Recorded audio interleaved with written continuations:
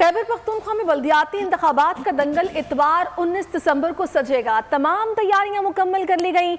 इंतखाबी मुहिम का वक्त खत्म हो चुका। मजमूई तौर पर 1,26,68,000 से जायद वोटर्स अपना हक राय दही इस्तेमाल करेंगे। जिले इंतजामिया ने 17 से 19 दिसंबर तक तमाम CNG स्टेशन को खुले रखने की हिदायत की है।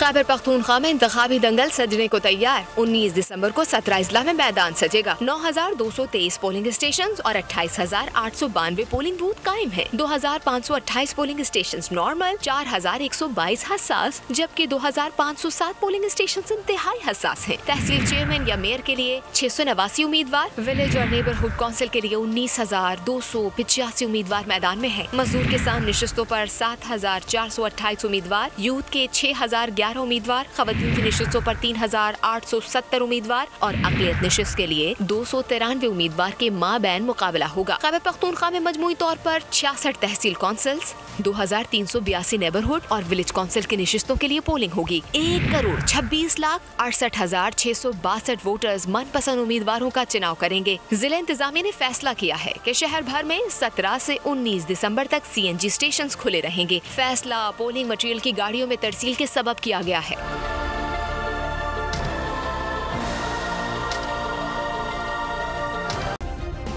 सब्सक्राइब करें और बेल दबाएं ताकि कोई खबर रह न जाए।